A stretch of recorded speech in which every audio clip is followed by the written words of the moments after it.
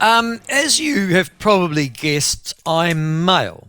I know this has come a bit of a shock to some of you. I'm sorry. No, I'm not trans. I I'm hadn't male. realised, Michael. I know not a lot of people do. That's true. But I think I have most of the characteristics of being a male. It's pretty easy to physiologically prove that I'm one, but psychologically, there's the issue.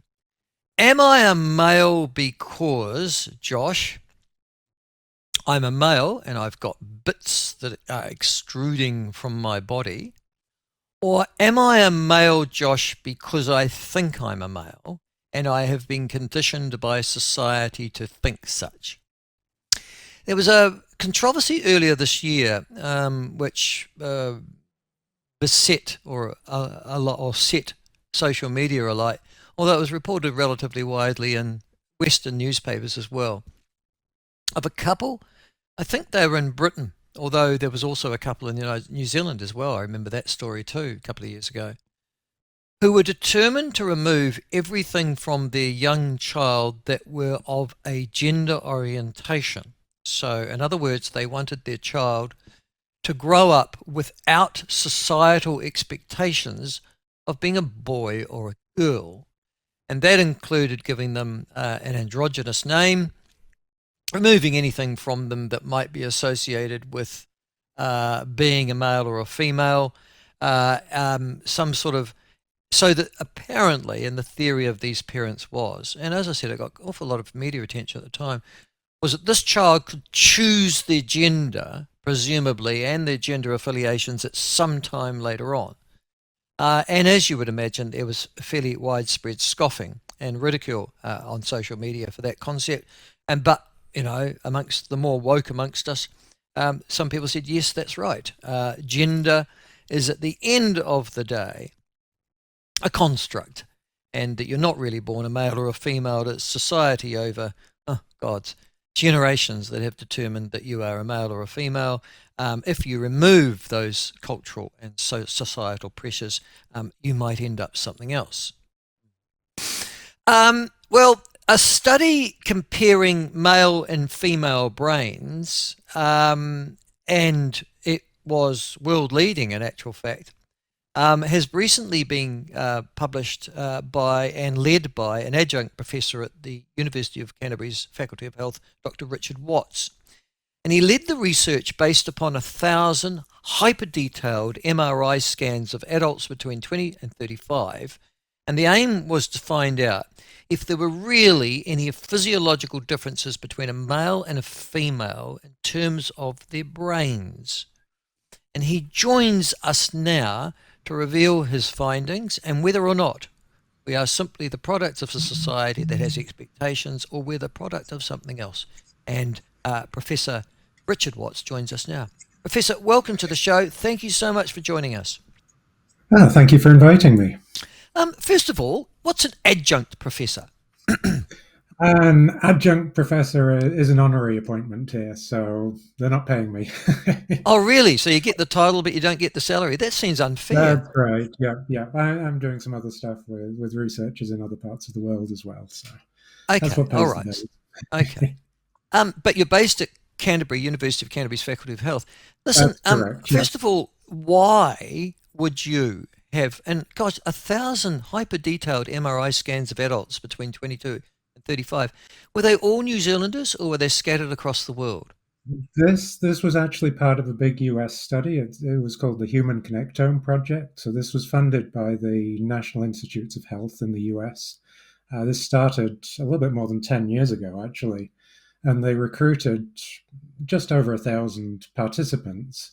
And these participants spent in total about 4 hours in an MRI scanner each. So Wow. they really spent a lot of time doing really detailed imaging on these people. I mean, if you go into a hospital and you have an MRI scan, you'll usually be out in about half an hour. So these were really long scans. They did all kinds of different types of imaging, and we looked at one particular type of imaging. Okay. And I mean, there was a part of me, and please, you don't, I'm sure you'll forgive the vernacular of a New Zealander, but when you came out with this conclusion, and we'll talk about more on a little bit, obviously, as we talk, but that there are significant differences between male and female brains. There's part of me that just went, well, no shit, Sherlock, of course there Well, are. yeah, you might think that, but that's if you That, well, so and if then you went to that's why hospital, you tell me yeah, why okay, that sort of okay. So nativist you go into a response. hospital. Yeah, yeah. You have an MRI scan of your brain, and the radiologist is the clinician that interprets an MRI scan. A radiologist can look at a scan of your brain, and just looking at your brain, he couldn't tell whether you're a male or a female. The only thing that might give him a little bit of a hint is because you're a male, on average, males are a bit bigger than females. So their bodies are bigger, their heads are bigger, their brains are about 10% bigger.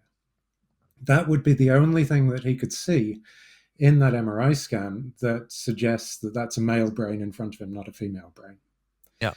Now, what we did was we looked at a different type of MRI scan where we're actually sensitive to what's going on more at a microscopic level. So rather than looking at what is the size of this structure, what is the size of that structure, we're looking at what's going on a cellular level. And at that level, we see quite substantial differences between men and women in particular structures. So these are structures deep within the brain. These structures are involved in things like learning, in memory, in emotions, in attention, and these kinds of things. So this kind of fits in with what we know about sort of mental health issues, for example. Like women are more likely to suffer from depression and anxiety.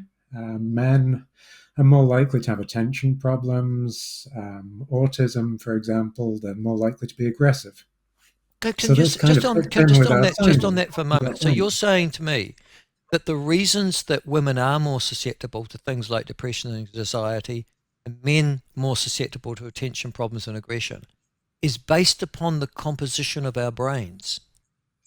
It, it's yes, I think it's very likely that there is something. I mean, there's something biological there that's making men and women more or less susceptible. But having said that, I mean, you have genetics, you have the influence of hormones, but you also have society and how people are brought up is going to influence things as well.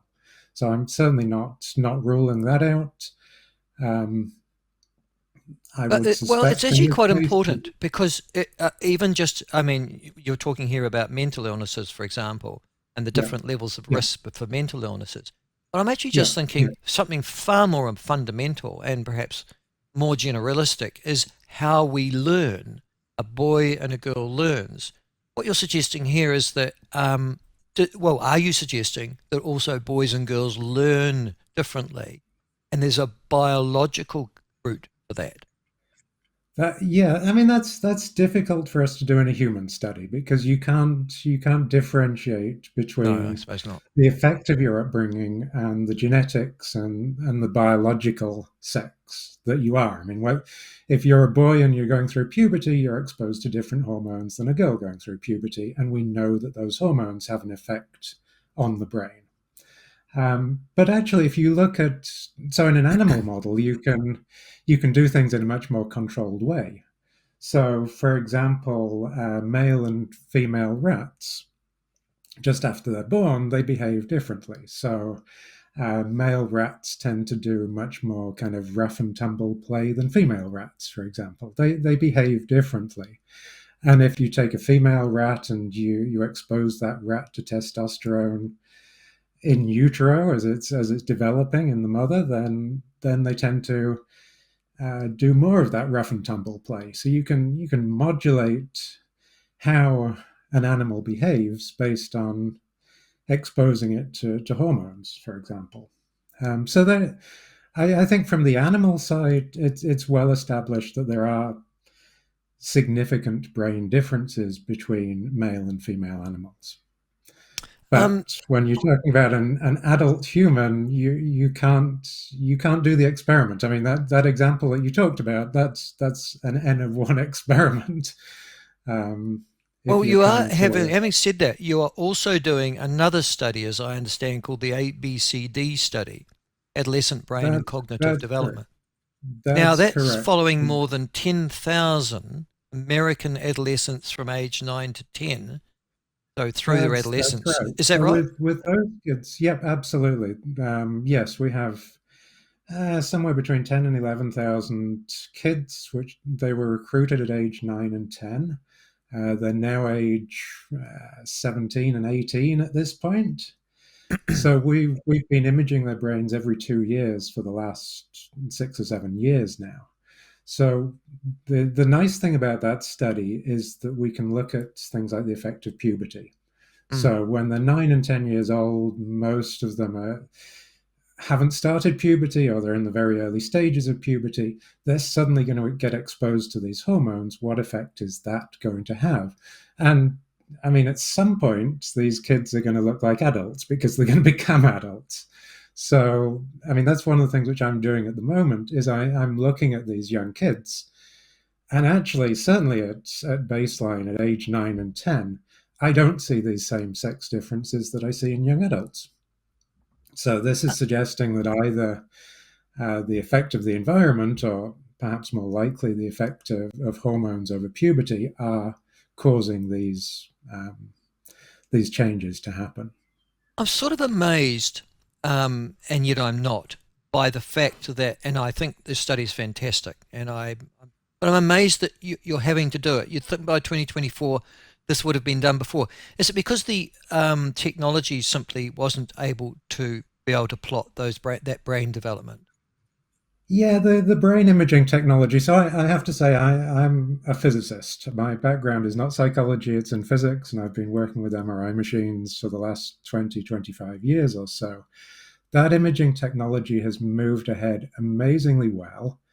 Um, if you did this 15 years ago, the quality of the images would be much, much worse than it is now. So you wouldn't be able to see any kind of subtle changes there. But it's also really, really expensive to do these studies. So the ABCD study with 10,000 kids, the initial funding in the US was for 300 million US dollars for this study. Whoa. So, Yeah. That's a and bit that's been beyond the Marsden extended Fund. since then.